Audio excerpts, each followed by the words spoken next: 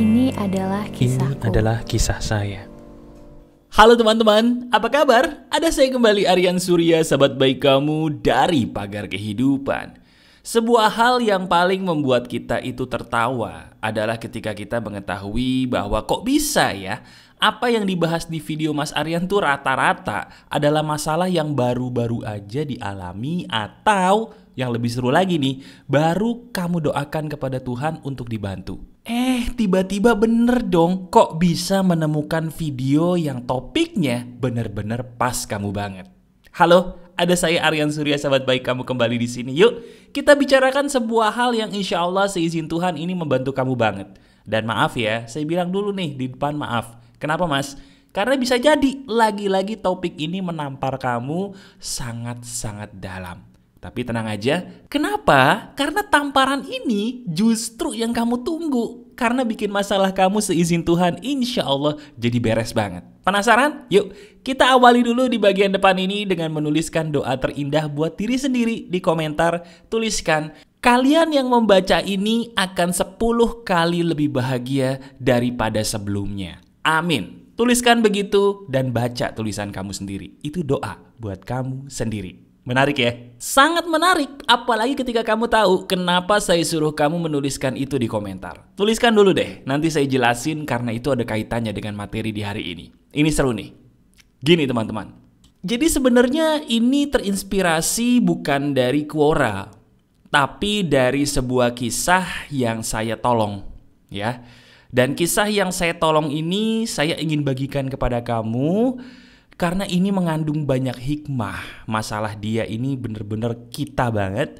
Bahkan saya pun dulu pernah mengalami apa yang dia alami sampai saya nangis sendiri. Teman-teman, pernah gak sih kamu merasa bahwa maaf, ketika diri kamu sudah menjadi orang yang berusaha baik, tapi kenapa orang itu selalu melihat cacatnya diri kamu seolah-olah kebaikan kamu gak ada artinya? Ya, pertanyaan itu sederhana, tapi justru dengerin deh.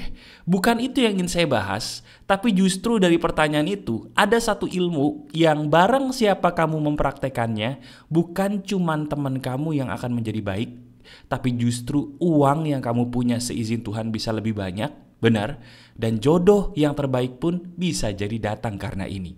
Jadi tolong dengerin sampai habis, dan yang paling penting praktekin, karena ini gak biasa tapi benar. Gini teman-teman, sekarang coba saya mau tanya dong langsung kepada kamu di bagian depan ini. Kamu jawab dalam hati jujur ya. Ingat, gak usah takut salah. Menurut kamu, kita bicara jodoh dulu nih. Kenapa bisa ada orang yang sampai umur yang bisa dibilang sangat matang belum ketemu jodoh? Dan kenapa bisa ada orang yang bisa jadi umurnya jauh lebih muda dari kamu tapi sudah ketemu jodoh dan bahagia lagi? Menurut kamu kenapa bisa begitu? Tolong jawab dalam hati aja secara jujur tanpa harus ngambil teori kiri kanan. Apa jawaban di hati kamu? Satu lagi, sama, sekarang soal duit. Kamu sadar nggak? Satu pertanyaan sejuta umat yang bisa jadi sering kamu tanyakan juga sama loh. Apa itu mas? Kenapa harus ada orang yang nggak ngapa-ngapain tapi tambah kaya? Tapi di satu sisi maaf, kenapa sih harus ada orang yang sudah kerja keras loh, banting tulang, namun kok nggak kaya-kaya, duitnya segitu-segitu aja, bahkan maaf cenderung seret. Kenapa ya bisa begitu? Kalau saya tanya gitu kepada kamu, apa jawaban yang terbesit langsung di hati kamu? Silahkan jawab sekarang. Ingat, harus jujur. Nah, sekarang dengerin baik-baik. Apapun jawaban kamu, saya terima dan anggap aja itu benar. Tapi boleh ya, saya sebagai sahabat kamu mengkoreksi dengan tamparan yang pertama. Kamu jadi tidak mendapatkan hal yang bikin kamu bahagia karena sebelumnya kamu mengundang kesedihan secara tidak sadar. Saya ulangi, diri kamu sebagai sahabat saya secara tidak sadar selama ini pengennya bahagia, tapi yang diundang justru si sedih mulu. Ibarat kata gini loh, maaf nih, diri kamu pengen bahagia, tapi secara tidak sadar, perilaku kamu, pola pikir kamu ibarat kata tuh kayak iklan yang tulisannya, "Hai, hal-hal yang bikin sedih aku, datang dong ke hidup aku." Bener? Bingung ya? Nah, sekarang dengerin. Kalau kamu ingin bahagia, kamu tidak boleh jadi magnet sedih. Ulangi bersama saya, kalau diri aku pengen bahagia dan mendapatkan sesuatu yang aku mau seizin Tuhan, aku tidak boleh jadi magnet kesedihan. Ulangi, tidak boleh jadi apa? Jadi apa? Betul, magnet kesedihan. Titik, itu dulu kamu pahami. Nah sekarang, saya ingin membedah bagian ini dulu nih. Ini penting dan sering kamu langgar. Teman-teman, diri kita seringkali gak sadar ya, tiba-tiba menjadi seseorang yang membuat diri kita mendapatkan banyak hal-hal yang bikin sedih terus. Bukan karena Tuhan itu jahat, bukan, tapi karena diri kita sendiri melakukan 1, 2, 3 hal yang membuat diri kita secara tidak sadar jadi magnet kesedihan. Sekarang saya ingin menyebutkan satu persatu, kamu lihat diri kamu sendiri apakah ini adalah kamu secara tidak sadar melakukan ini. Siap ya? Yang pertama, apakah kamu sering berkomentar di sosial media ketika kontennya bikin kamu kesel atau bikin kamu sedih? Saya ulangi, ini yang bagian pertama nampar nih. Apakah kamu sering kali atau belakangan ini pernah nggak sih komentarin di kolom komentar pada sebuah konten sosial media yang bikin kamu kesel, bikin kamu marah, atau bikin kamu sedih? Lihat diri kamu baik-baik, renungkan pernah atau tidak. Silakan jawab. Nah, ini di bagian depan ini udah nampar. Mas, aduh. Mas Aryan kok tahu sih mas? Ini aneh loh, kayak dukun ini. Bener mas, baru-baru ini, betul loh. Saya tuh sering banget nemuin konten-konten aneh, dan saya kayak kepancing gitu mas buat komentar. Kok Mas Aryan tahu ya? Dan emangnya salah mas? Ya, barang siapa yang secara sengaja berkomentar di sebuah konten yang tadi bikin kamu sedih, marah, dan kecewa, itu sama saja kamu mengundang hal-hal negatif tadi lebih banyak lagi masuk ke dalam hidup kamu. Kenapa? Sekarang saya mau tanya sama kamu. Ini buat kamu yang sering komentar di konten yang negatif, sedih, atau bikin kamu marah dan kecewa ya. Saya pengen kamu jawab dalam hati nih. Kenapa kamu komentarin? Kenapa diri kamu komentarin konten itu? Pasti jawaban jujurnya karena saya kepancing mas. Kenapa kepancing? Karena ada perasaan yang tiba-tiba muncul di hati kamu yang bikin kamu tuh pengen garuk orang. Saya mau tanya, perasaan yang pengen bikin kamu garuk orang tadi, itu perasaan negatif atau positif? Jawab. Negatif.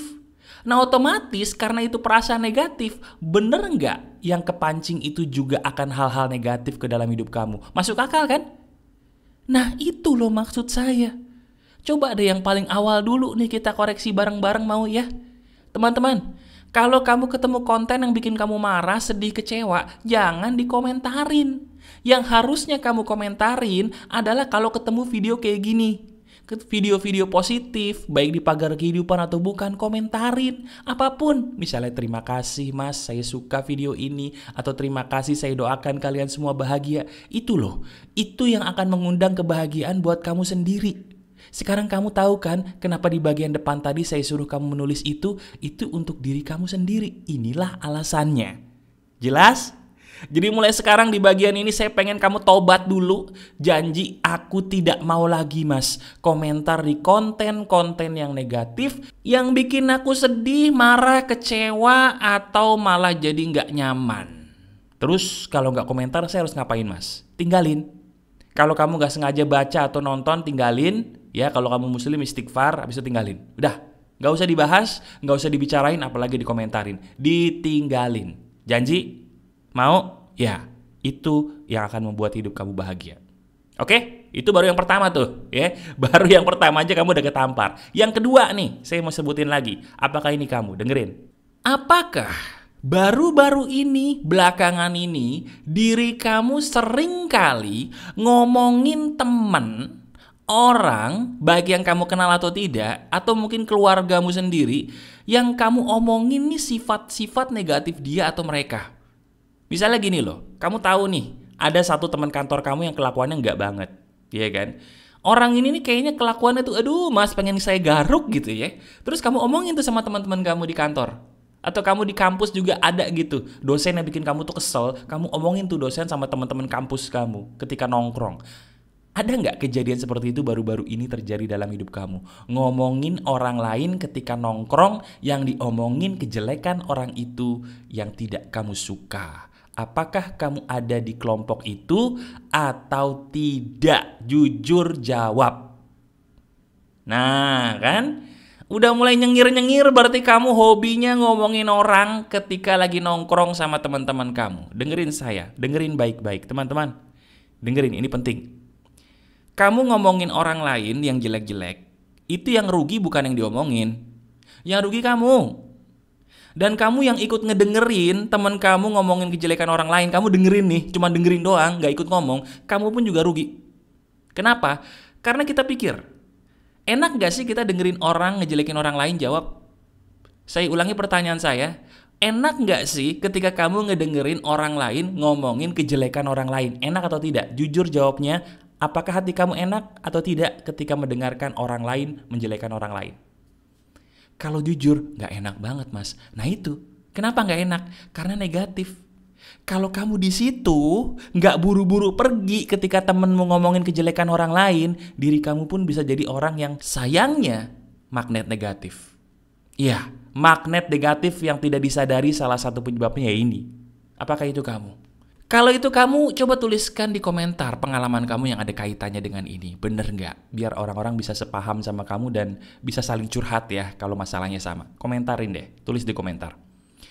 Nah mas, bagaimana kalau saya mas? Saya yang diomongin orang mas. Saya harus ngapain? Gitu ya. Ini kabar baik nih, dengerin. Barang siapa di antara kamu yang sering diomongin orang, difitnah orang, senyum ya.